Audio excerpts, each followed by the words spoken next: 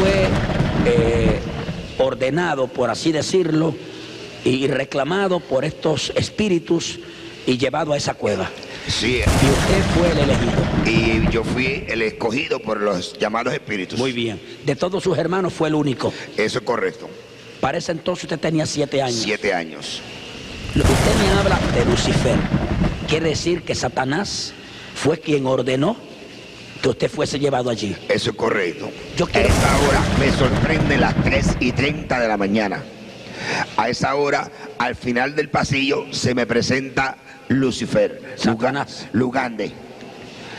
Y entonces, pues, él me reprime, que porque yo lo estoy insultando, que porque yo le estoy hablando malo. Y digo, porque tú eres un sinvergüenza, porque tú no sirves tampoco, porque tú permites. Entonces, ahí, cuando yo levanté la mano y llevé mi mano a las sienes, que puse el cañón de revólver en mis sienes, se desató un rayo en el espacio. Santo. Y ese rayo alumbró desde el oriente hasta occidente y apareció una luz anaranjada, una luz brillosa, una luz gloriosa, y esos rayos parecía el sol candente a las 12 del día, empezaron a penetrar por las persianas de la ventana, inundaron el cuarto, y yo me quedé mirando aquella luz terrible que inundaba mi mente, y de momento sentí una voz terrible, una voz de trueno, una voz que retumbaba en el espacio, una voz que me decía: yo soy Jehová tu Dios, y hoy es tu día de salvación.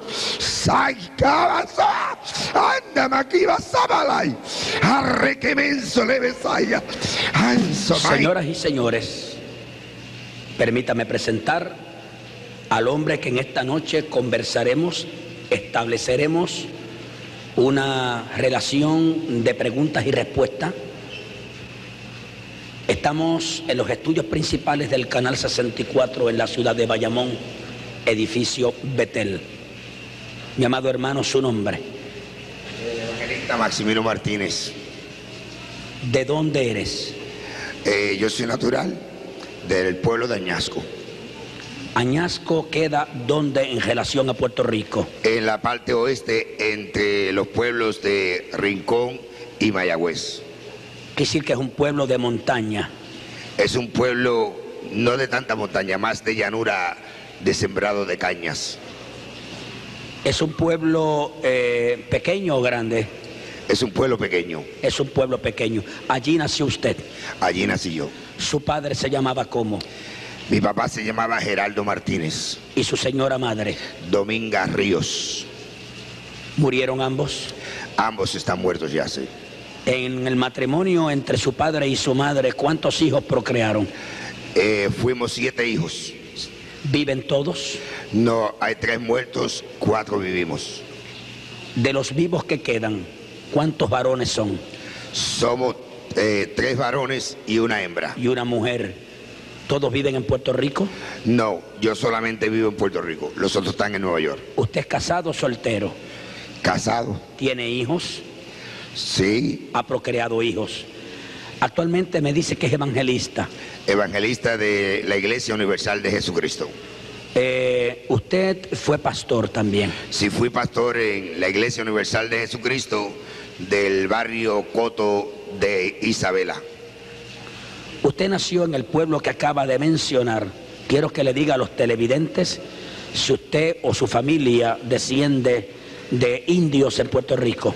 Sí, mi familia desciende de la raza taína, de la línea directa del cacique Yagüez, que una vez estuvo enclavada esta tribu a las riberas del río Grande de Añasco. O sea que en Añasco hay un río llamado Río Grande. Río Grande de Añasco, sí. ¿Todavía existe ese río? Sí, y existirá. O sea, ¿es un río caudaloso? Es un río bien caudaloso, sí. ¿Tiene usted, la familia Martínez, alguna propiedad en el pueblo de Añasco? No, esa propiedad pertenece a la familia de los Ríos. De los Ríos. O sea, usted es parte de esa familia. Parte de esa familia, descendiente de la parte de mi mamá. Muy bien. Y la propiedad pertenece a toda la familia descendiente de su mamá. Eso es correcto. Incluyéndolo a usted. Eso es correcto. ¿Cómo cuántas cuerdas son esa propiedad? Como algunas 300 cuerdas. 300 cuerdas. Dígale a los televidentes si en esa propiedad vivieron indios. Sí, ahí estuve enclavada a la orilla de ese monte la tribu del cacique Yagüez, y actualmente pues está el cementerio de los indios, están las piedras con las inscripciones en el lenguaje taíno y las cuevas donde ellos hacían sus ceremoniales. ¿Por qué usted dice que son descendientes del cacique Yagüez? Porque mi madre era directamente descendiente del cacique. ¿Se lo dijo ella a ustedes? Sí, mi abuela.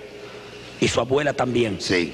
O sea, toda su ascendencia descendían de los indios. Eso es correcto. En esa finca donde ustedes viven, ¿hay evidencia de que allí estuvieron los indios? Sí, señor, hay evidencia. ¿Qué evidencia hay allí?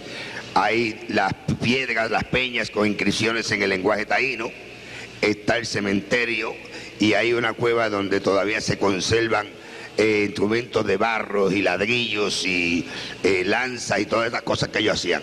En ese lugar donde aparecen esas evidencias, ¿es una llanura o es un monte, es un alto o qué es? No, eso es un monte bien espeso. Bien espeso. Sí, señor. ¿Y donde estaba el supuesto cementerio es llano o es monte o es qué? Es un llano en el monte que está sembrado de helecho, una planta especial que ellos sembraban ahí. ¿Usted toda la vida vivió allí en ese barrio? Bueno, hasta mi juventud. Después, a los 18 años, me fui para el ejército de los Estados Unidos y luego viví pues 32 años en los Estados Unidos. Me dice que era descendiente de los indios, sus antepasados, incluyendo su madre, que ya falleció, su abuela y sus ascendientes.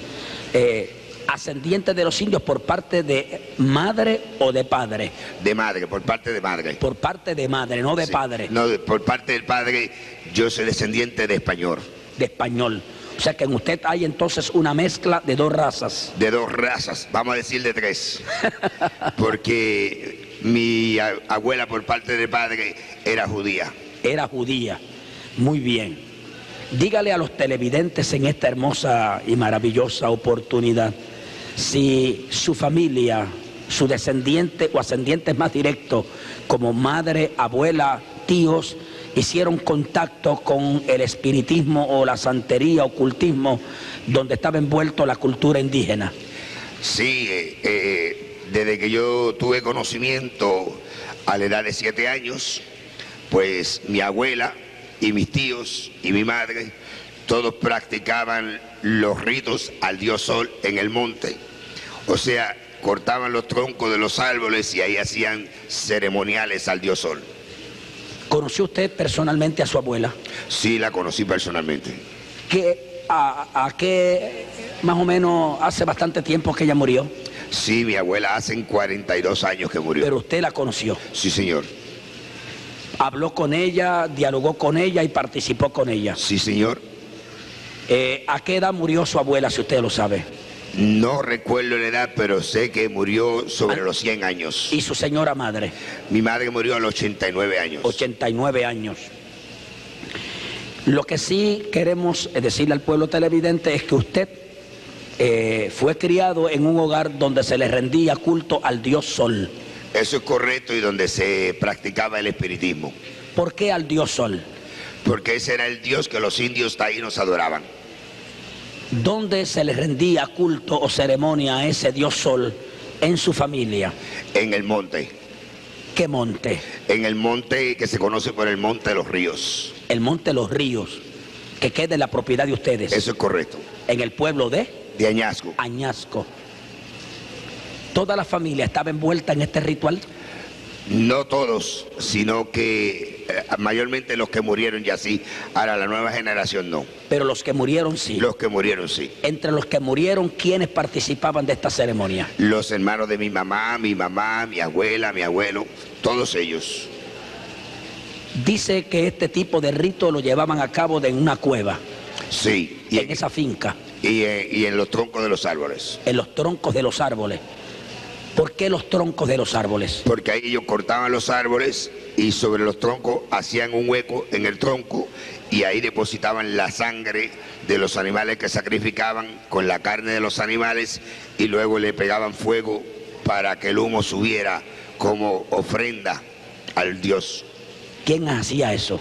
Eso lo hacía un tío mío que murió Y después pues lo hacía yo, que fui el que fue elegido como sacerdote de la familia. ¿A qué edad murió su tío?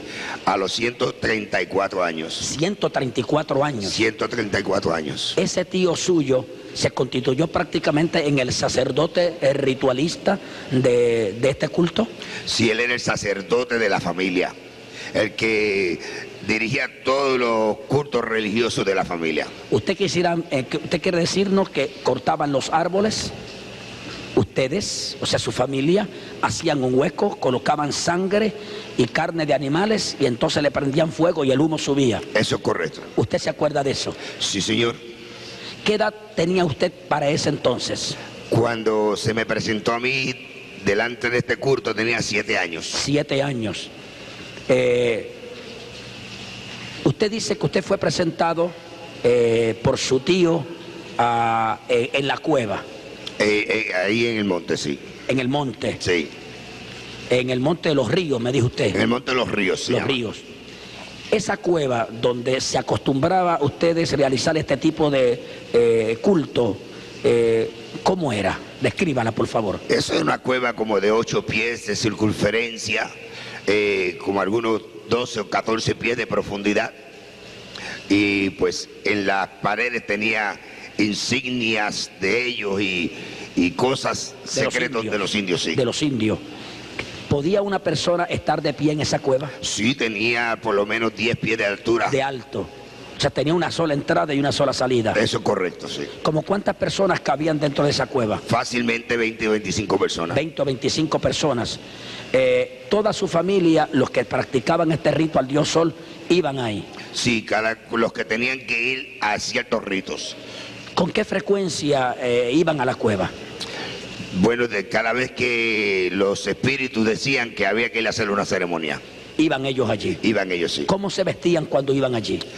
Bueno, casi siempre pues estaba desnudo de la cintura para arriba y con pantalones arrollados hasta las rodillas. ¿Por qué de la cintura para arriba desnudos y los pantalones arrollados? Porque esa era la forma que los indios vestían.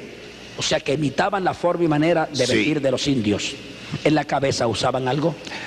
Usábamos pluma de tiñosa, pluma de cotorra, pluma de lechuza, cosas así como insignias. En la cabeza. En la cabeza, sí. ¿Qué tipo de utensilios utilizaban para este tipo de ceremonia? Todo era de barro. Todo era de barro. Todo era de barro, sí. No había nada de metal. Nada de metal, todo era de barro. Cuando se metían dentro de la cueva a practicar este tipo de culto, ¿qué llevaban? ¿Qué elementos llevaban? ¿Sangre, carne? Se llevaba los animales vivos, se llevaba ron cañita, se llevaba plantas,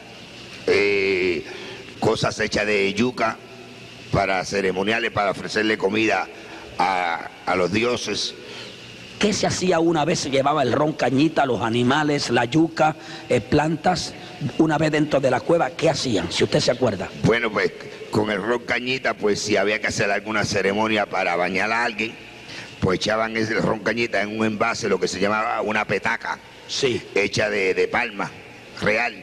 Y entonces sacrificaban los animales, echaban la sangre ahí, y echaban las plantas, y con esa planta llena de sangre y ron, pues bañaban a la persona. Usted fue ordenado, por así decirlo, y reclamado por estos espíritus y llevado a esa cueva.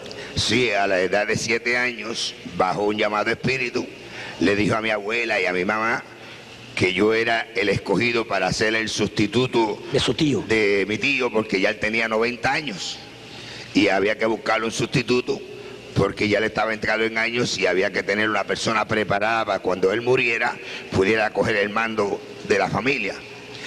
Y usted fue el elegido. Y yo fui el escogido por los llamados espíritus. Muy bien. De todos sus hermanos fue el único. Eso es correcto. Para ese entonces usted tenía 7 años. 7 años. ¿Lo llevaron a la cueva? Me llevaron ahí a la cueva, al monte, y empezaron a hacerme el ceremonial desnudo a las 12 de la noche, a la luz de la luna. A las 12 de la noche. A las 12 de la noche. Lo desnudaron. Sí, señor. ¿Quiénes estaban esa noche cuando usted es presentado en este culto ceremonial? Mi abuela, mis tíos, mi mamá, los más allegados a la familia. A la familia, sí. Todos creyentes en ese culto. Eso es correcto. ¿Qué le hicieron a usted esa noche? Pues me desnudaron, me bañaron con esa agua con sangre porque tenían que santificarme para presentarme delante de Lucifer. Entonces quiere decir que Lucifer fue el que lo eligió a usted. Sí, él fue el que dio la orden de que yo era el sustituto, ya que todos ellos tenían pacto satánico. En los hogares de su familia, ¿habían altares? Sí, habían altares. Incluyendo el de su casa. Incluyendo el de mi casa, sí. Y en su tío y en todos. En todos. O sea que usted estaba ya conectado con este tipo de ritual. Sí, desde chiquito yo estaba viendo los altares y veía las secciones que ellos hacían, las reuniones que se hacían en los hogares, porque las reuniones que se hacían en el monte eran más profundas, eran reuniones más privadas. Ahí esas reuniones privadas usted no iba. No, hasta que fui elegido para... Muy bien. Cuando fue elegido es que usted va. Entonces, ¿qué me llevan? A la cueva. A la cueva. O sea que hasta entonces yo desconocía que esa cueva existía. Era un secreto. Es un secreto de la familia. Debo entender entonces que la cueva estaba distante del lugar donde usted vivía. Sí, eso es casi una hora caminando por dentro del monte. Sin carretera. No. Allí es que gente se pierde. Usted me habla de Lucifer. Quiere decir que Satanás fue quien ordenó que usted fuese llevado allí. Eso es correcto. Yo quiero que te diga a los televidentes si la noche, a las 12 de la noche, a la luz de la luna, cuando usted esté introducido en este ritualismo, que le echan sangre, le echan ron y practican el ritualismo completamente desnudo, si Satanás a los 7 años se le apareció a usted. Eso es correcto. Mientras ellos me hacían a mí el ceremonial, yo empecé a contemplar del espacio, bajaba una bola de fuego. Y este personaje se fue allegando hasta nosotros, hasta que se paró frente a donde estaba mi mamá y mi tío y mi abuela y empezó a darse de la mano con ellos. Y entonces pues la bola de fuego se convirtió en un personaje como lo describe el profeta Isaías en el capítulo 14, versículos 13 y 14, y como lo describe el profeta Ezequiel en el capítulo 28 de versículo 13 en adelante. Como eso usted, esa cita las conoce ahora. Sí, eso me la dio a mí el Espíritu Santo después que yo me convertí. Eso es. Yo nunca había visto una Biblia en mi vida. ¿Era católico romano? Ni católico, porque nosotros nunca íbamos a la iglesia. ¿Ninguno de ustedes? No. Ese personaje que desciende del cielo en una bola de fuego y que se personifica, yo quiero que le diga a los televidentes, cuando usted lo ve, ¿cómo lo ve? Yo lo vi por primera vez a la edad de 7 años. Lo vi por última vez hace 3 años y medio, cuando yo me convertí. Durante estos 40 y pico de años, yo hablé con él, como estoy hablando con usted, por más de 2000 ocasiones. Y lo vi siempre un personaje blanco, 7 pies de estatura, rubio, de ojos azules, de un hablar bien suave y de un andar bien pautado. O sea, usted lo vio caminar. Sí, lo vi caminar y hablar con mi familia. Lo oyó hablar. Eso es correcto. A usted.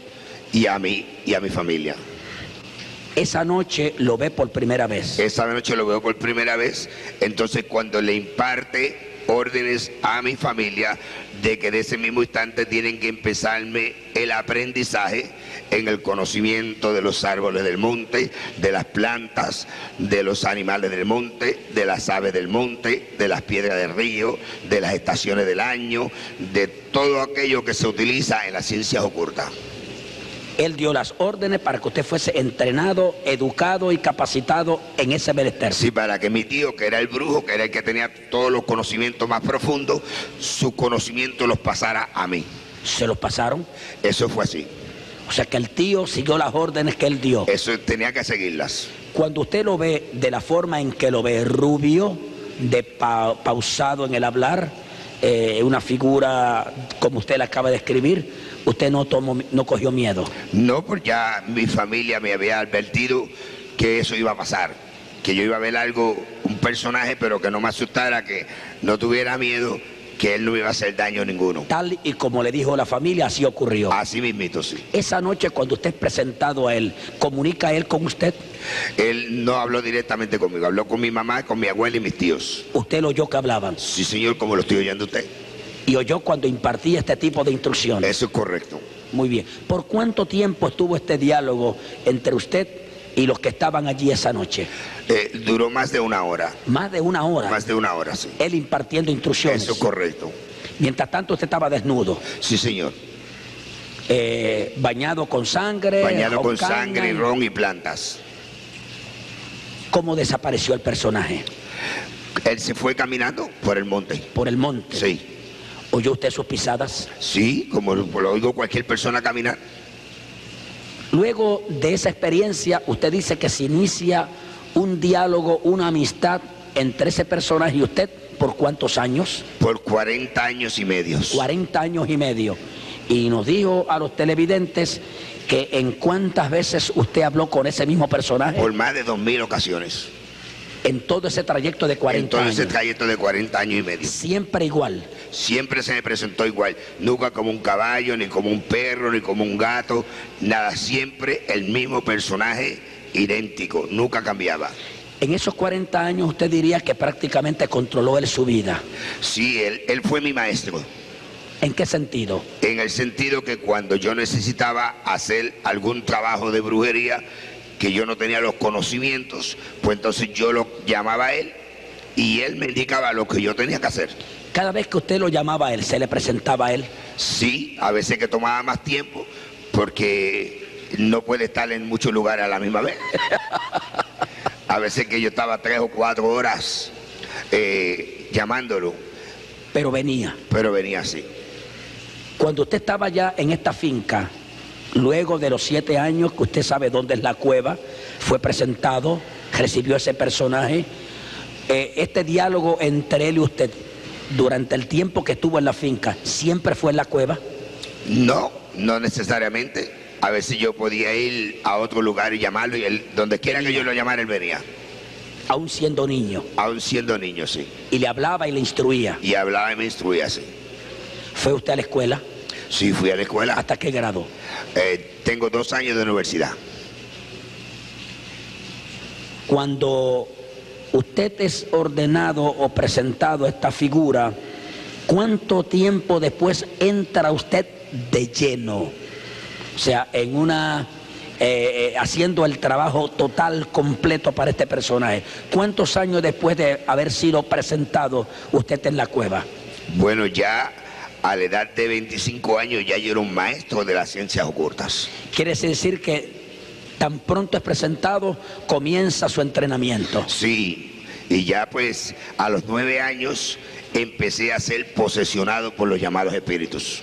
Su tío le enseñó entonces el asunto de los árboles, de los animales, de las piedras, de las aguas, de las plantas, todo eso. Todo, a conocer todas las plantas por sus nombres y para lo que servían.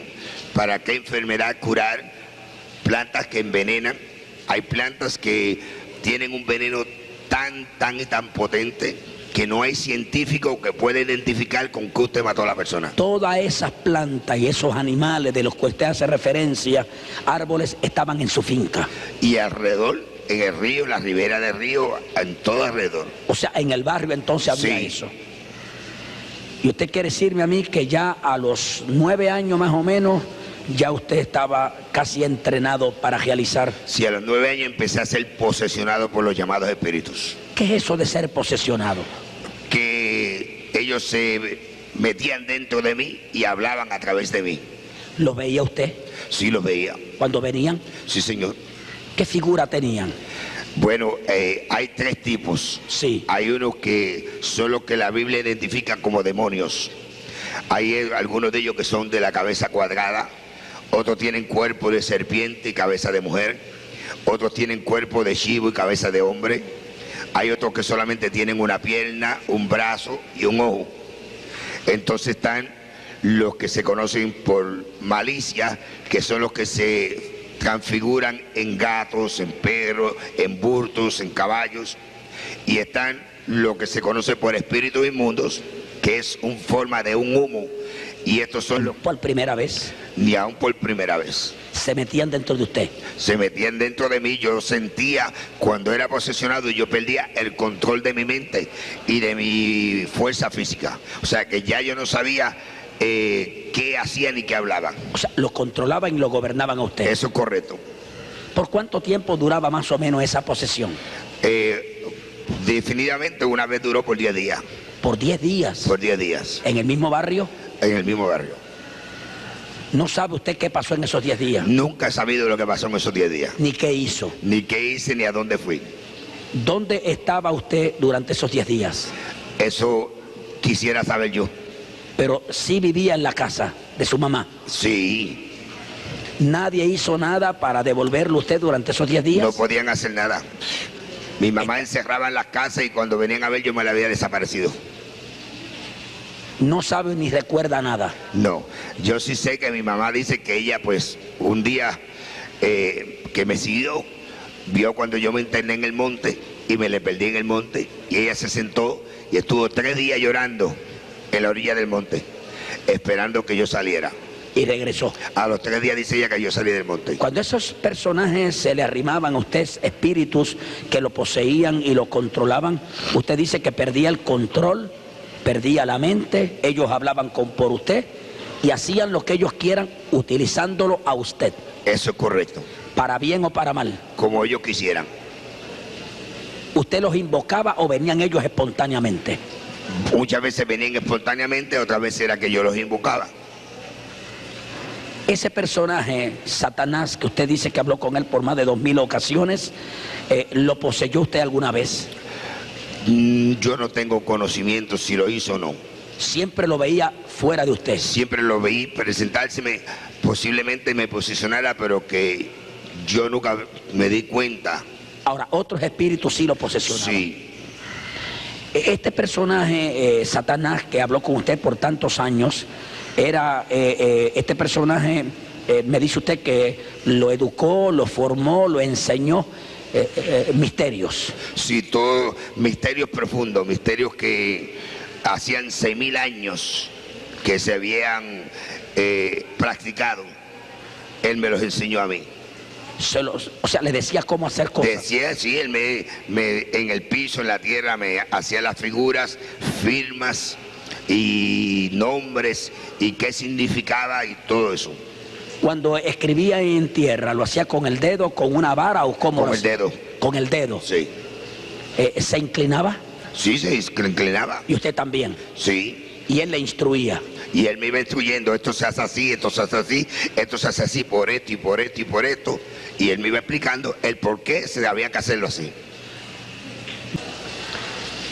Yo quisiera que el señor director colocara nuevamente el video para terminar con el mismo y presentarle a usted un río. Ese río que usted va a ver en este momento existe en ese barrio, en ese pueblo, y hablaremos de él a medida que usted lo va observando. Sí, Maximino, ese río. Ese es Río Grande de Añasco. Ese es el río donde yo me crié, donde yo me bañaba cuando muchacho, y en ese río fue que yo boté todo lo que yo tenía a las 2 semanas después de convertido. Dile a los televidentes qué pasó cuando tú botaste todos tus dioses, todos tus changotes y toda esa parafernaria de espiritismo y santería. ¿Qué pasó con esos ídolos? Eso todo se fue y yo lo boté en cajas que pesaban más de 250, 300 libras y todo se fue navegando río abajo por encima del agua. No se hundieron. ¿No se hundieron? No se hundieron. ¿Ya tú estabas convertido? 2 semanas he convertido. ¿Los empaquetaste y los zumbaste al río? Sí, el puente donde yo estaba parado temblaba y de ahí salí yo a la casa de mi tía, la cual es la esposa de mi tío, el más pequeño hermano de mi mamá, y al sentarme en un sillón, él se partió en 2 pedazos. ¿El sillón? El sillón, yo caí de espalda y me di con el filo del virote de acero y estuve más de 1 hora inconsciente. Usted puede notar aquí, sí, la cueva que tengo. Sí, una cueva terrible tienes ahí. Y mi esposa que está ahí estuvo más de 1 hora orando por mí. Le creía que el diablo me había matado. O sea que cuando echaste ese río es profundo. Sí, ese río es navegable. Es navegable, o sea, sí. No es una quebrada. No, ese es un río que ahí hay que saber nadar para tirarse. Para tirarse. Sí. Y en ese río echaste tú todo eso. En ese río. Y no se hundieron. Y no se hundieron. Se fueron río abajo. No, si mi esposa es testigo, ella está aquí. Mi esposa es testigo que los vio cuando se fueron río abajo navegando por ese río por ahí para abajo. Y después fue el incidente de la butaca. Y después de ahí salimos en casa de mi tía, que vive cerca del río, y ahí fue donde tuvo el accidente. Para terminar con este video y usted poder captar la visita que hicimos o se hizo del Canal 64 a este lugar, señor director, vamos a continuar con el mismo y usted va a disfrutar esta parte final que es muy interesante. Adelante, por favor.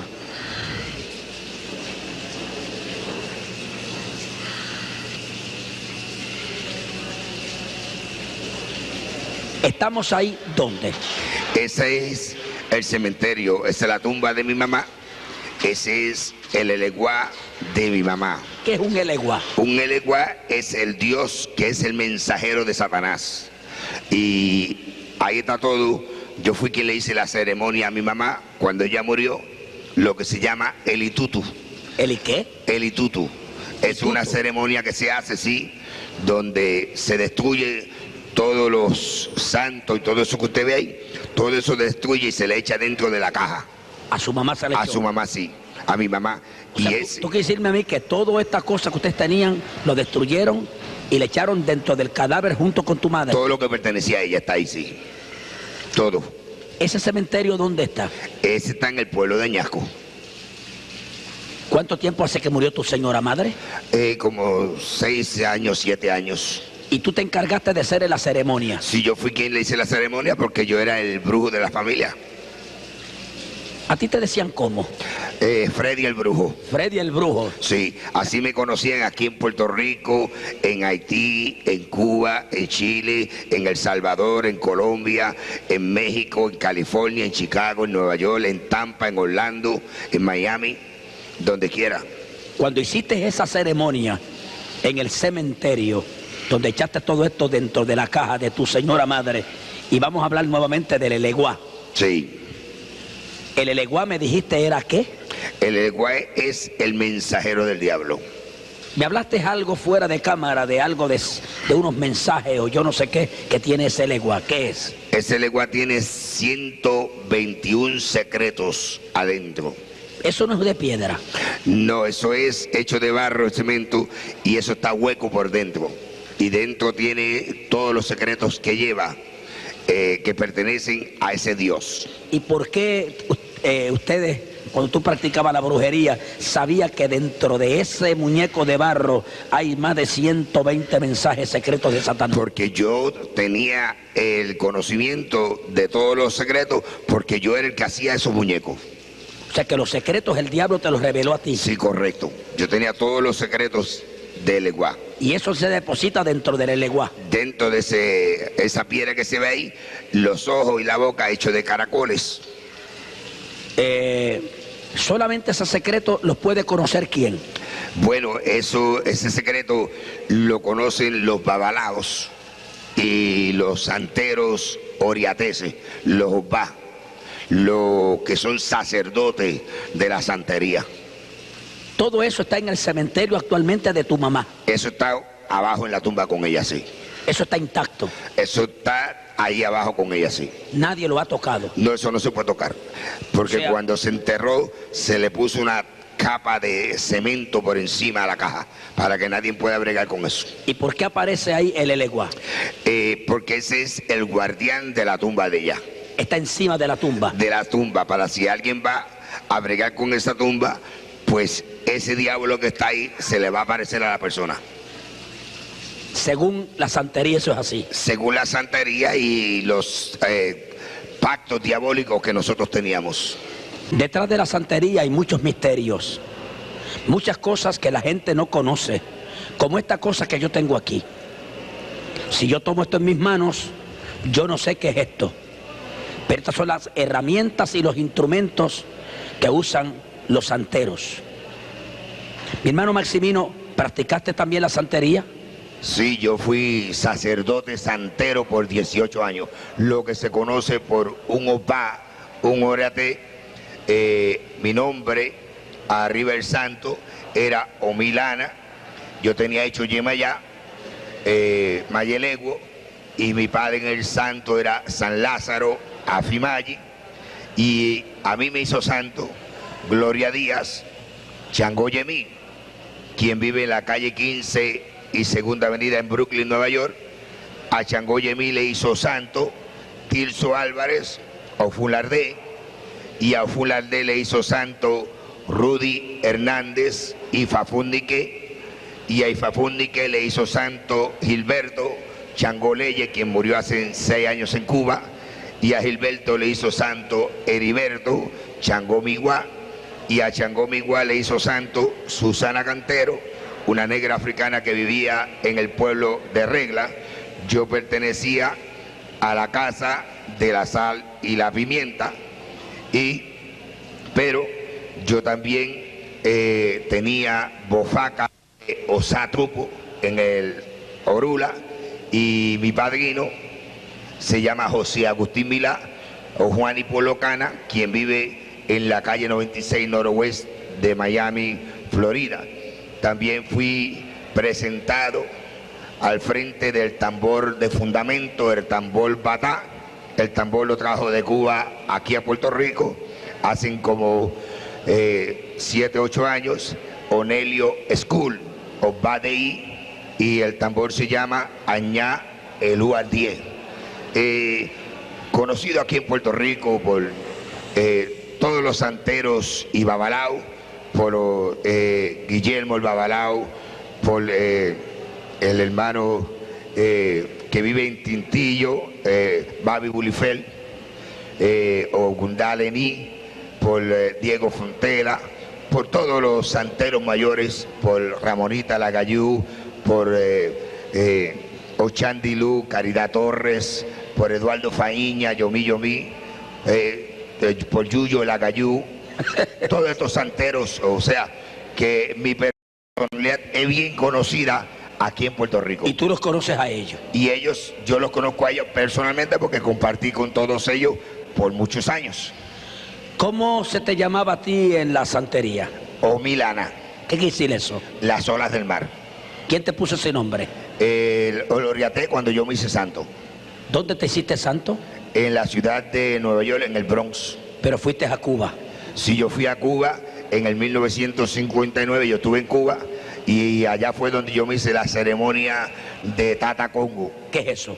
Eso es otra secta religiosa más profunda.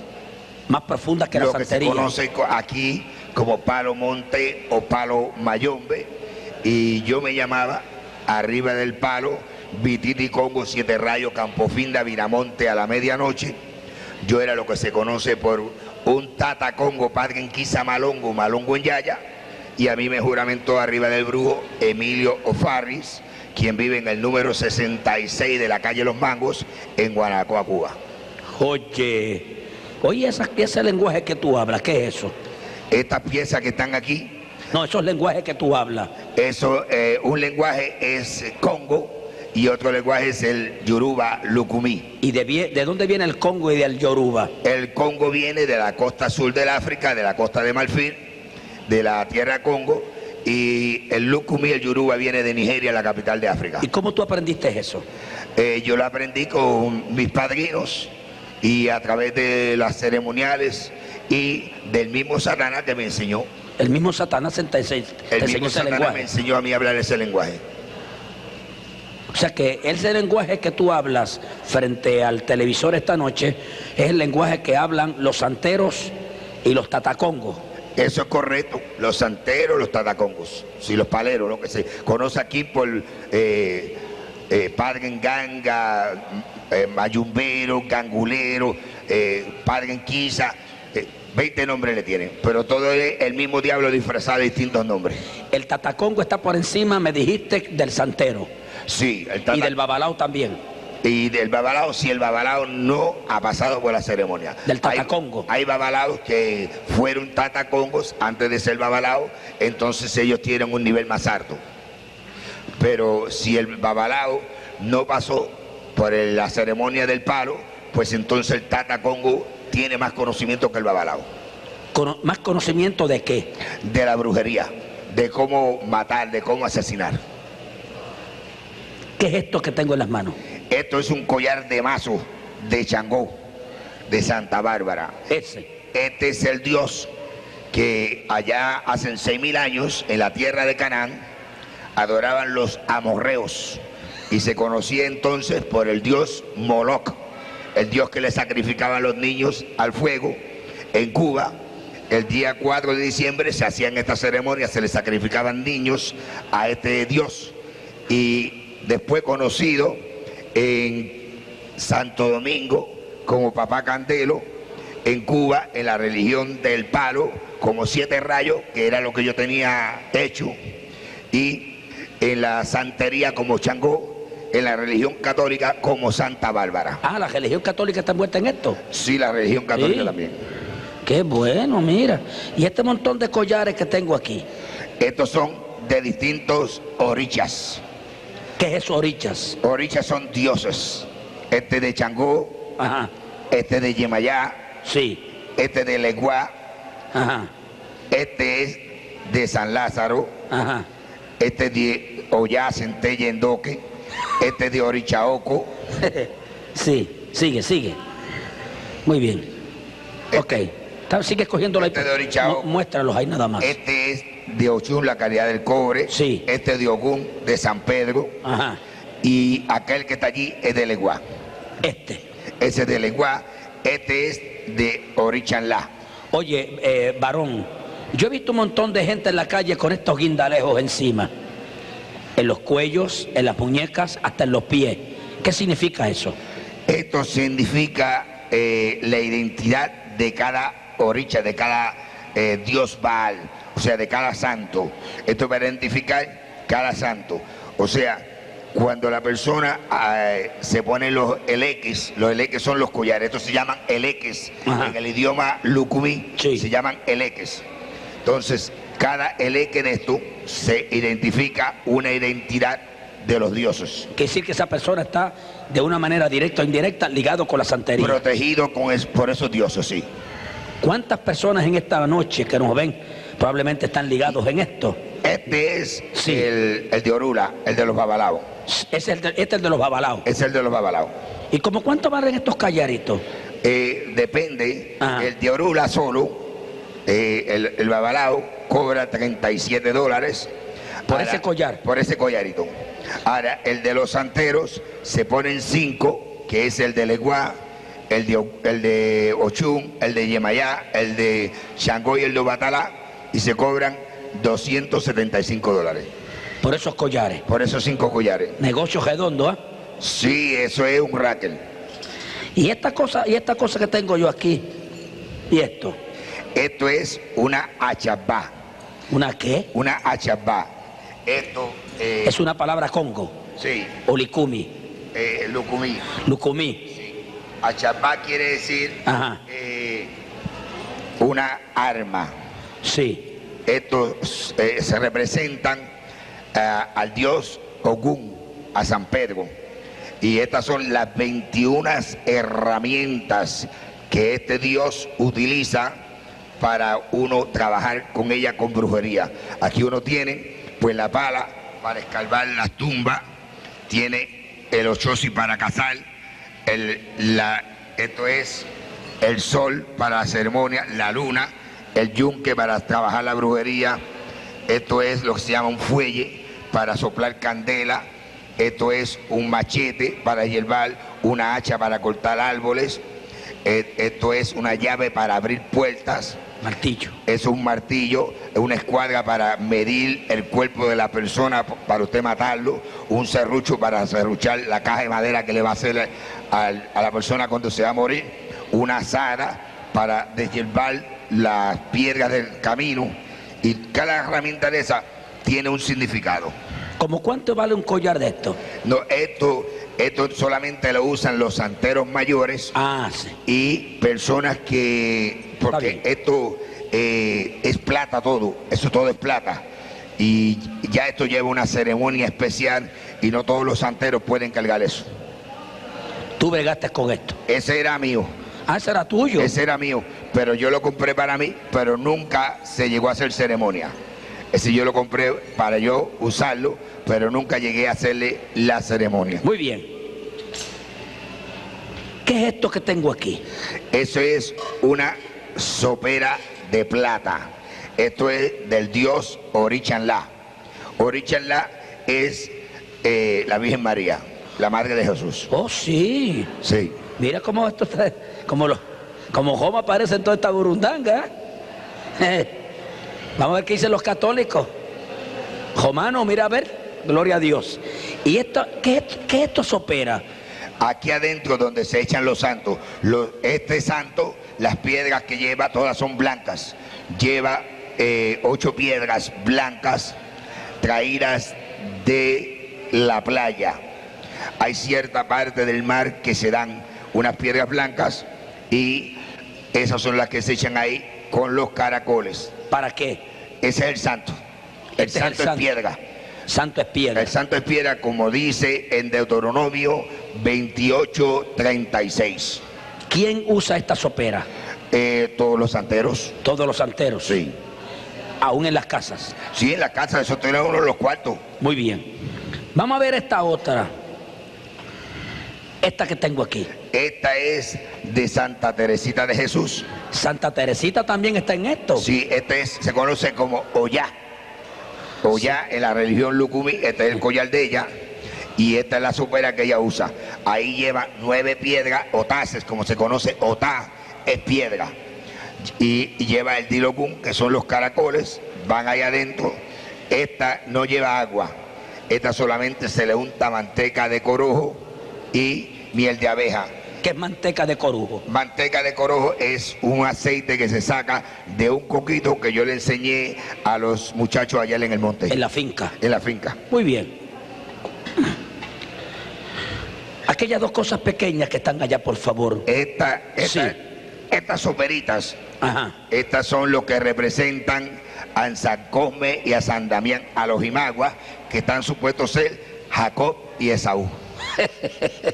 ¿San qué dijiste? San Cosme y San Damián. Ah, son 2 santos de la joya. 2 santos Imaguas, ajá, hermanos, sí, que representan a Jacob y Esaú en la santería. Muy bien. Vamos a caminar por aquí, por favor. Vamos a ver si nos metemos por aquí. Perdóneme, pero... Esto es H de santo. ¿Eso es qué? H de santo. Ajá. Esto es lo que se machuca y se le pone en la cabeza a la persona cuando se le hace la ceremonia. Ese es el secreto. Del santo. Del santo. Ese es el H de santo. ¿Y qué es esto? Vale carísimo. Sí. Eso es Obi, Colá, Eru y Efún. Dímelo en el lenguaje español. Eso es en lenguaje español, cascarilla. ¿De un árbol determinado? Sí, estos son árboles terminados del monte. ¿Del monte? ¿De cualquier monte? No, de cualquier monte no se consiguen, no. Sí. ¿Y esto que tengo aquí? ¿Soperas también? Esa es la sopera de Opátala. Ese es el collar de Ochacriñán, que está supuesto ser Jesús de Nazaret. Sí. El Señor te reprenda, diablo. Te reprenda, Satanás. ¿Y este que tenemos aquí? Ese es el de Ochún, la caridad del cobre. Esta era la que se conocía por la diosa Astarot, que en Santo Domingo y en Haití se conoce por Metresilí, en Cuba se conoce por Ochún y en la religión católica por la caridad del cobre. La caridad del cobre. Muy bien. ¿Y estas cosas que tenemos en este lado, por favor? Esto que está aquí es una batea de Changó. Este es el dios guerrero, Changó.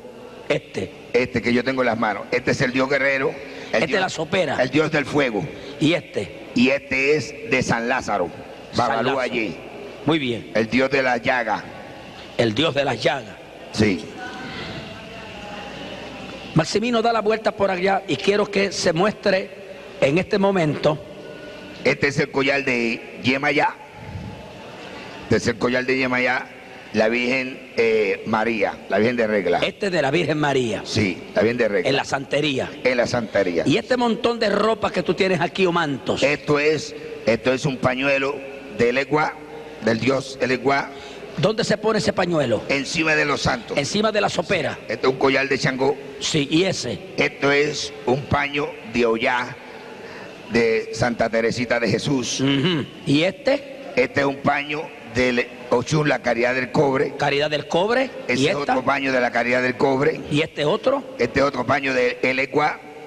¿Y este? Y ese es un paño de Ogún, San Pedro. San Pedro. Para que usted vea que la santería y la idolatría son hermanas. Me dijiste que fuiste a Cuba una vez. Sí, para el año 1959. Año 1959 fuiste a Cuba. ¿A qué parte de Cuba? En La Habana. En La Habana. ¿Estuviste mucho tiempo allá? Sí, estuve 7 meses en La Habana. ¿A qué fuiste? Especialmente a conocer acerca de la forma de los cubanos trabajar la brujería y hacerme las ceremonias que se me hicieron allá, porque aquí no había quien las hiciera. ¿Qué ceremonia fue esa? La ceremonia del palo mayombe. ¿Qué es el palo mayombe? El palo mayombe es una secta secreta que proviene de Nigeria, del Congo, la tierra Congo, de la costa sur del África, la costa de Marfil, donde se habla el idioma Congo, donde es una secta satánica, donde se hace pacto directo con sangre con Satanás. ¿Quién te puso ese nombre tuyo? Y quiero que me lo repitas. El nombre mío, que se llamaba Vititi Congo 7 Rayos Campofinda Viramonte a la medianoche, me lo puso mi tata Congo, o sea, mi padrino Emilio Farris. ¿En Cuba? En Cuba. ¿Quién te enseñó a firmar ese nombre? La firma me la dio, él me dio una firma y luego la otra firma fue dada a mí por Satanás mismo. ¿El mismo Satanás? Sí. Quiero que el público televidente observe la firma de este hombre. Frente a la pantalla del televisor va a aparecer dentro de unos minutos. Esa firma tú dices que te la dio el mismo Satanás. Parte me la dio. De la misma. Me la dio mi padrino y parte me la dio Satanás. Veo que son símbolos. Sí, cada cosa simboliza algo. Una simboliza los 4 ángulos de la tierra, los 4 puntos cardenales de la tierra. Otro simboliza la luna. Otro simboliza a Lugande, al diablo. Ajá. Y así sucesivamente. Cada símbolo tiene su significado. Eso que está en la pizarra mostrándose al público es la firma que usabas. Esa es mi firma de Tata Congo. ¿Cuándo tú firmabas de esta manera? Cuando íbamos a hacer ceremonias para llamar lo que se conoce por el perro de prenda, que es Satanás. Tengo entendido de que en Cuba existe un pacto de sangre. Sí, cuando se me hizo esa ceremonia, se me dieron heridas, una en cada parte del pecho, una en cada parte del hombro, una en cada antebrazo, una en cada muñeca, una en cada pantorrilla, una encima de la pierna y una en la corona de la cabeza. ¿Cuántas heridas en total? 13 heridas. 13 heridas. 13 heridas. ¿Tiene las heridas todavía de las manos? Sí, todavía están. ¿Esta que está aquí? Sí. Por favor, esta fue la herida que te hicieron. Sí. En Cuba. En sí, las manos. Eso así. No, déjame, en las manos. En las manos, en el antebrazo. En los hombros. Aquí en el pecho. Ajá. En la pantorrilla, encima del pie. Y en la cabeza. Y en la cabeza. ¿Sangraron? Sí, señor.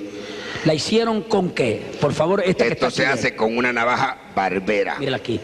Una navaja barbera. Una navaja barbera nueva. ¿Quién te hizo esas heridas? Emilio Farri, el Tata Congo. El Tata Congo.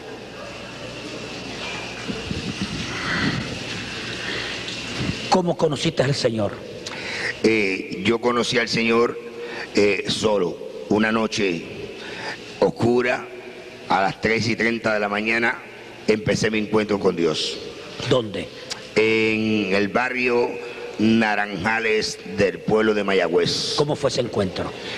Ese encuentro fue terrible. Yo me había casado hacían 18 años con mi esposa, que es cristiana, una muchacha que se crió en el Evangelio, pero ella no sabía que yo era un diablo, que yo tenía pacto satánico, y al año de casado, después de tener el primer niño, Jeremías, los separamos.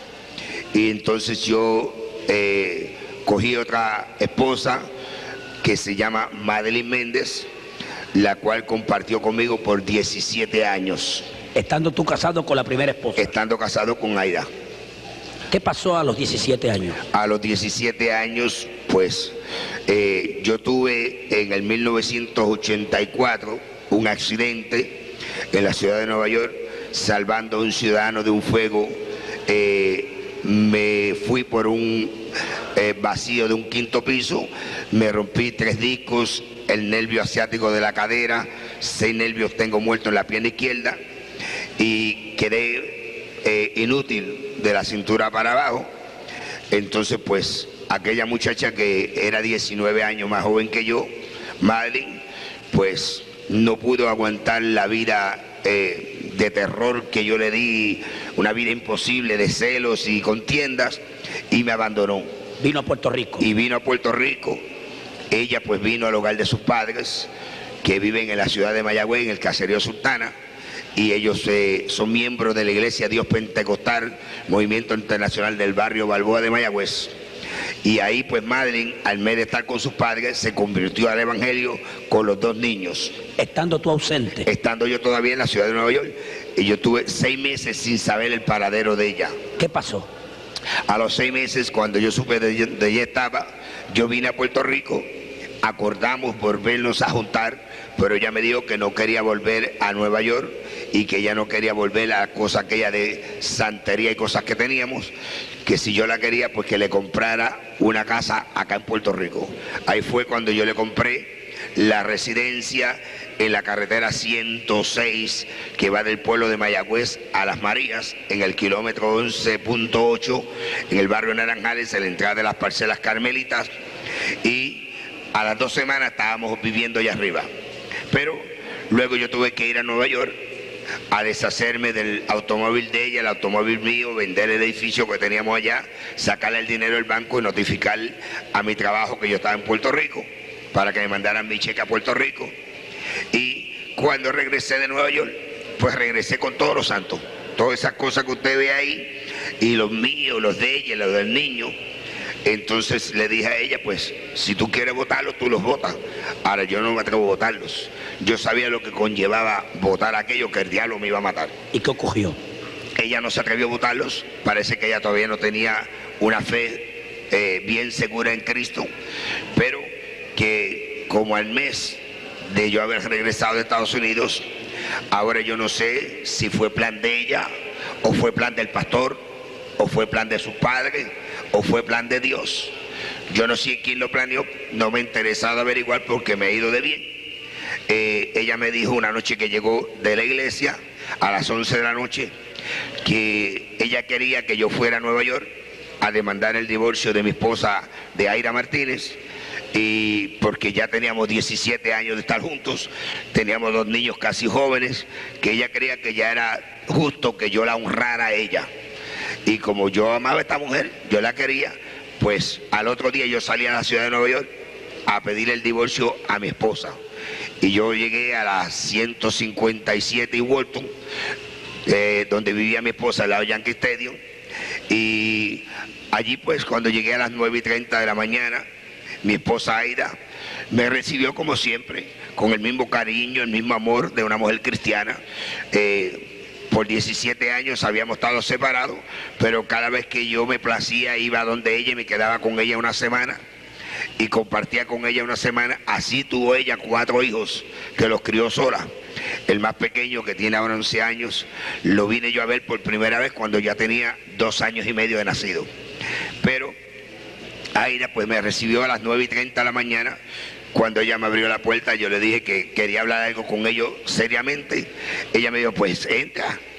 Y yo entré, me preguntó si yo había desayunado y tomado café, le dije que no. Me dijo, pues siéntate que te voy a preparar el desayuno. Después que me dio desayuno, se sentó al lado mío, me echó el brazo, como toda una mujer cristiana, una mujer de Dios que ella es, llena del Espíritu Santo. Me dijo, bueno, dime qué es lo que tenemos que hablar tan importante. Digo, bueno, lo importante que vengo a hablar contigo es que vengo a pedirte el divorcio para casarme con Madeline. Ella se me echó a reír. Ella no me peleó. Me dijo, mira, escucha lo que te voy a decir. hacen 17 años que tú estás con Madeline. Durante esos años tú has venido aquí, yo te he servido de esposa, de mujer, nunca te he demandado nada, ni te he peleado, ni lo voy a hacer ahora. Te puedes quedar con ella si quieres. Ya yo estoy resignada a vivir sola con mis 4 hijos y con mi Dios. Pero una cosa sí te voy a decir que parece que se te olvidó, que el día que nosotros nos casamos, el pastor nos dijo que solamente la muerte haría separación entre nosotros dos. Por tanto, te puedes ir tranquilo que no hay divorcio. Yo no te voy a dar divorcio. ¿Regresó a Puerto Rico? Ahí yo tuve que regresar a Puerto Rico sin papeles de divorcio. ¿Y qué pasó aquí? Llegué a la residencia a las 11:30 de la noche. La casa estaba oscura. Yo pensé que Madeline y los niños estaban durmiendo. Parqué el automóvil, subí gateando. Yo no podía andar, yo estaba inútil. Yo andaba con la ayuda de un bastón. Yo andaba jorobado. O sea, cuando yo vine a Cristo, yo no andaba derecho. Cristo me dio la sanidad a mí a los 10 meses de convertido. Y cuando entré, que abrí la puerta y entré al cuarto de la niña, que era pues la niña que más acerca estaba de mí, y esta niña pues ya se había convertido al Señor, y cuando a mí se me pegaba aquel dolor terrible que me daba, que yo lloraba del dolor, pues la niña se me sentaba en la falda y me pasaba la mano por la frente y me decía: papito, no te apures, que yo estoy orando a Jehová para que Dios te sane. Y ahora pues cuando yo entro no encuentro a mi niña, está la cama vestida, la Biblia de la niña abierta sobre la cama. Voy al cuarto del niño, de Miguel, y encontré la misma situación, la cama vestida y su Biblia abierta sobre su cama. Cuando fui al cuarto del matrimonio, pues Madeline había vestido la mejor colcha que teníamos, había dejado su Biblia abierta y una carta al lado de la Biblia donde me explicaba que ella se iba no porque no me quería, que ella me amaba, pero que ella quería servirle a Cristo, que por favor no la siguiera, que no la buscara, que dejara que ella le sirviera a Dios. Pero yo no comprendía esto, porque cuando yo la encontré a ella en Puerto Rico, después de 6 meses, que ella me dijo que era cristiana, yo a ella no le puse peros ninguno, ni le puse excusa ninguna. Yo la acepté porque yo sabía lo que era convivir con una mujer cristiana. ¿Cuál fue su actitud? Bueno, en esa hora pues yo empecé a llorar. Pues estaba solo a 12 kilómetros del pueblo, a las 3:30, a las 11:30 de la noche, en una casa solitario, inútil. Ajá. Yo no podía bañarme yo mismo, yo no podía hacer nada. Y a esta hora pues empiezo a llorar y a caminar por la casa, sí, y empiezo a pensar.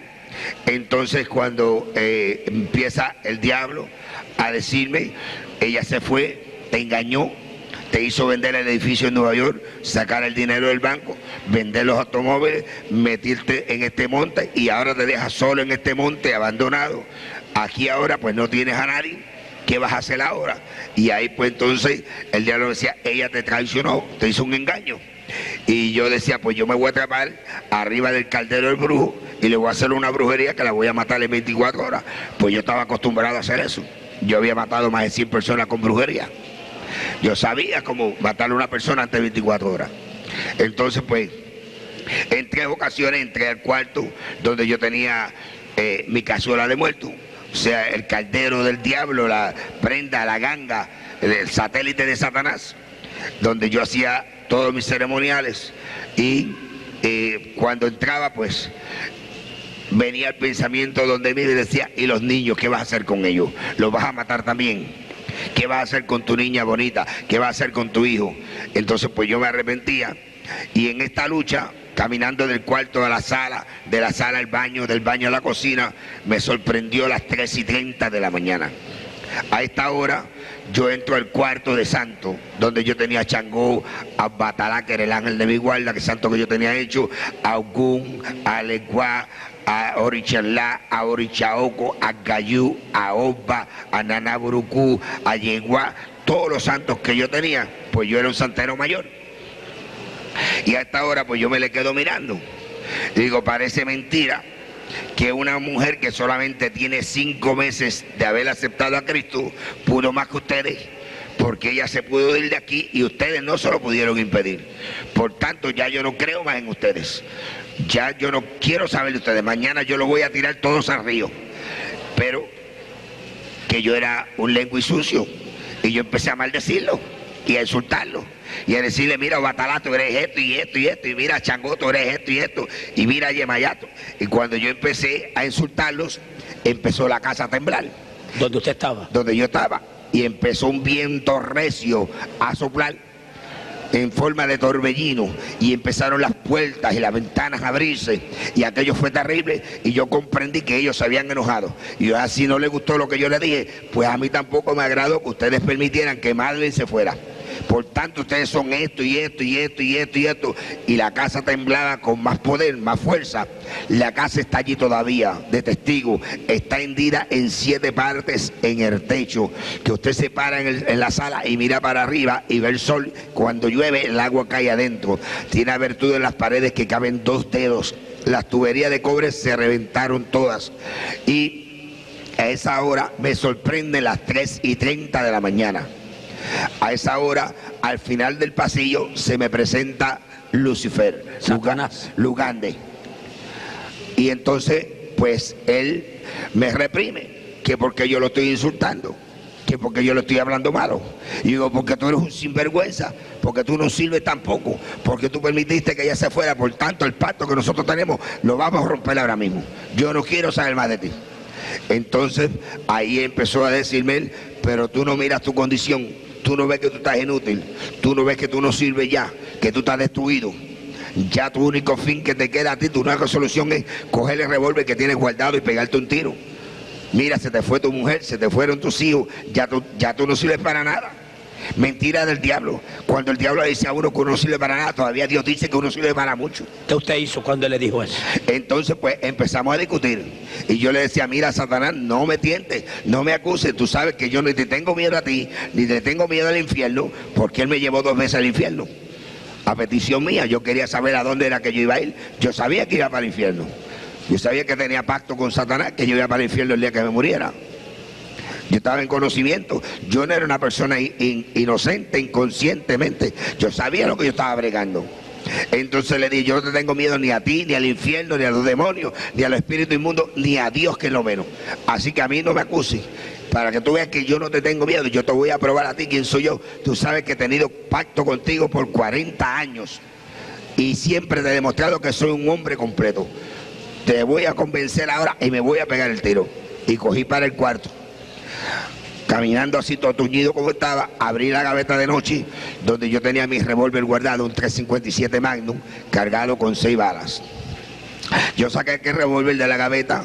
Hay una ventana al frente que da hacia el monte, un ventanal grande, alto, y yo con el revólver aguantado así en la mano, hacia abajo, me quedé mirando al espacio y pensando en Madeline, pensando en mis hijos, pensando en mi familia. Y el diablo decía, avanza, termina, ¿qué piensas? Acaba de hacer lo que vamos a hacer, termina con esto. Entonces ahí, cuando yo levanté la mano y llevé mi mano a las sienes, que puse el cañón de revólver en mis sienes, se desató un rayo en el espacio. Santo.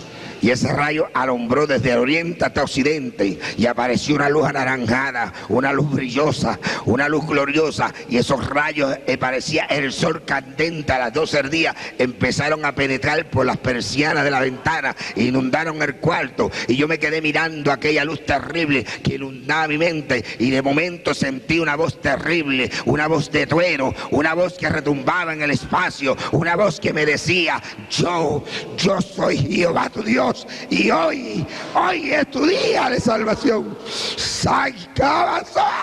Anda aquí vas a balay, arre que menso le besaya, anso mai aquí abaso, sanda aquí amansa la basay, alica avanzó la manca basaya, arra aquí asa, saya basoma, santo. Y yo me quedé mirando aquella luz, y yo buscaba a ver quién era el que me hablaba, y yo miraba para el cielo y no veía a nadie, pero el diablo estaba al lado mío y me dice, no oigas esa voz te engaña, es un mentiroso, mira a ver si tú lo ves, se esconde de ti porque es un mentiroso, por eso no se deja ver de ti, pero a quien tú conoces a mí. Yo soy el que te he dado todo lo que tú tienes por 40 años.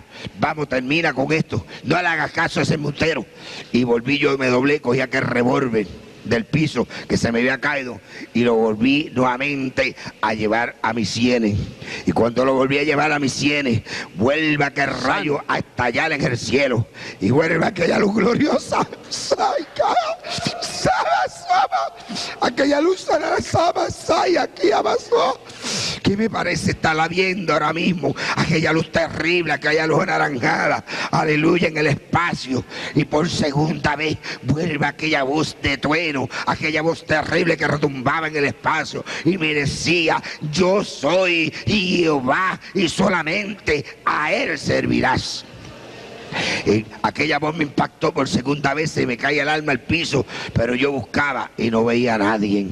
Ahora es cuando Satanás comprende que las oraciones de mi esposa, de Aida, por 18 años habían llegado al trono de la gracia de Dios y que Dios estaba a punto de contestarle. Dios estaba a punto de hacer el milagro más grande sobre la faz de la tierra, que es la salvación, la conversión de un alma. Y ahora el diablo sabe que está a punto de perder una batalla, una guerra con Dios. Está a punto de perder un hombre con profundos conocimientos en la ciencia oculta. Un hombre que en las manos de Dios podía hacerle mucho daño. Y ahora se me tira encima. Y empieza una lucha conmigo cuerpo a cuerpo. Y yo poseo cinta negra en karate, sé judo, sé boxeo, fui entrenador de la policía en Nueva York, pertenecía al ejército, a los Green Berets, pero mis fuerzas no me daban para luchar con ese hombre terrible y mis fuerzas decaían, yo no podía vencerlo, estaba luchando con algo que era una lucha desigual. Y ahora él trata de llevarme vivo al infierno. Aquella fue una lucha que duró hasta las 5:30 de la madrugada. Amado hermano, y ya mis fuerzas se me caían, mis fuerzas se agotaban, ya yo no tenía fuerza. Entonces en un momento de desespero volví a echar mano a aquella arma y la volví a llevar a mis sienes para acabar con aquella lucha desigual que tenía. Y fue cuando por tercera vez vuelve a desatarse aquel rayo en el espacio y vuelve aquella luz preciosa a aparecer y vuelve aquella voz sublime a decirme: yo soy Jehová tu Dios. A esta hora, entonces yo me quedo mirando aquella luz, suelto el revólver, miro hacia la cama donde Madeleine había dejado la Biblia abierta, cojo aquella Biblia en las manos y me inclino al cielo y le digo: yo oigo tu voz, no sé quién me habla, tú dices que eres Jehová, si verdaderamente tú dices quién eres, yo voy a doblar rodillas delante de ti, pero tú me vas a hablar por tu palabra. Y entonces yo, así inútil como estaba, me recosté del matre y me dejé caer de rodillas. Ese fue el momento más triste de mi vida, hermano Torres. Fue el momento más negro de mi vida. Pues en ese momento el diablo comprendió que había perdido una batalla con Dios. Entonces me echó mano por el pelo y empezó a jalarme por el pelo y quería llevarme jalándome por el pelo. Y cuando él me jalaba por el pelo, yo sentía que mi alma se me escapaba, que mi espíritu se me iba y empecé a ver un túnel negro profundo, un túnel tenebroso. Por primera vez sentí miedo, por primera vez mi cuerpo sudaba fríamente, por primera vez mi cuerpo temblaba de terror y en un momento de desespero levanto el matre y meto la cabeza por entre medio de los matres y empiezo a clamar aquella voz que yo había escuchado. Yo no sé cuánto tiempo clamé, yo sé que al poco tiempo sentí que me pegaron un tizón de candela aquí en la molleja y aquel calor empezó a inundar mi cabeza y empezó a inundar mi frente y empezó a inundar mi cara y empezó a inundar mi cuello y siguió bajando, y cuando aquel calor llegó a mi corazón era un calor que me quemaba. Yo sentí nueva fuerza, sentí nuevo frío, sentí liberación, sentí como Satanás salía huyendo de aquel cuarto, pues el diablo había comprendido que el Espíritu Santo de Dios había invadido mi corazón, que ya yo no le pertenecía, que aquel pacto diabólico, aquel pacto satánico con sangre que habíamos hecho hacían 40 años había quedado abolido, había quedado roto, había quedado disuelto por un pacto de sangre hecho en el Calvario por el único Hijo bendito del Dios viviente. Y ahí quedé libre. Tuve 4 días ahí leyendo la Biblia, yo no sabía orar. El segundo día de estar leyendo la Biblia fue que encontré ese texto que ha sido la base de mi vida espiritual, ese texto que está en Josué 1:9. Mira que te mando que te esfuerces y seas valiente, no temas ni desmayes, porque yo, Jehová tu Dios, seré contigo donde quiera que tú vayas. A los 4 días me levanté y fui a la ciudad de Mayagüez al hogar del reverendo Julio Olán, pastor de la Iglesia Cristiana El Salvador del barrio Miradero de Mayagüez, quien había sido el pastor de mi esposa por 20 años en los días de su juventud. Allí yo llegué y aquel anciano, cuando me vio, que él conocía mi vida, él sabía que yo era un diablo, él sabía que yo era un hijo del diablo, él sabía que yo era un asesino, un matón. Cuando él me alcanzó a ver que yo me apeé del automóvil con la Biblia en la mano, él empezó a llorar. Él no sabía si correr para afuera o correr para adentro.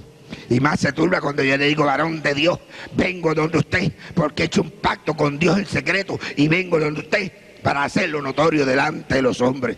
Y allí él oró por mí, me presentó delante del trono de la gracia. Después oró, yo le conté la experiencia que yo había tenido y le digo: hermano Olán, pero siento algo raro.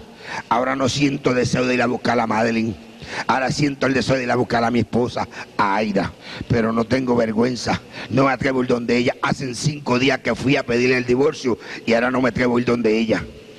Y él me dice: vamos a orar, si Dios está en el asunto, Dios me lo va a dejar saber. Y aquel anciano dobló rodillas y su esposa, y fue la primera vez que Freddy el brujo oró por 1 hora y media. Cuando aquellos ancianos empezaron a orar, pasó media hora, yo miraba el reloj, yo decía: ¿qué va? Yo me levanto, esto no es para mí, esto es demasiado fuerte, esto qué va, yo no resisto esto, pero algo me aguantaba ahí orando. Y pasó 1 hora y las costillas me dolían, los discos me dolían, yo decía: yo me levanto, pero seguía orando. Y a la 1 hora y media sucede algo, empieza a caer lluvia del cielo y empieza aquel anciano a hablarle en lengua y empieza su esposa a hablarle en lengua, y uno le hablaba y otro le contestaba, y yo ponía el oído y yo decía: ¿qué será lo que están hablando? ¿Qué será eso? Yo no entiendo ese lenguaje. Yo hablo 7 idiomas, hermano Torres. Yo hablo congo, lucumí, carabalí, francés, italiano, inglés y español, pero yo no entendía aquellos 2 lenguajes. Pero ellos sí los entendían. Cuando se acabó la manifestación del Espíritu Santo, aquel anciano me echa el brazo y me dice: Dios está en el asunto y no eres tú el que va a llamar, soy yo el que voy a llamar a Aida. Y él la llamó. Eso es lo único que no me gusta del testimonio, porque no estuve allí para ver la expresión en el rostro de Aida. Cuando aquel anciano le dice: Freddy está aquí, Freddy se convirtió.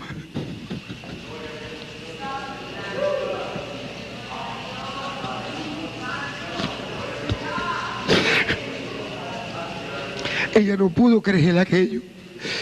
Ella dijo: no, es posible. Ella dijo: dígale a él que venga acá, que yo quiero verlo.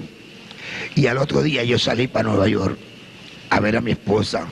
Llegué allá a la misma hora que Dios empezó a hacer la obra redentora en mí, a las 3:30 de la madrugada.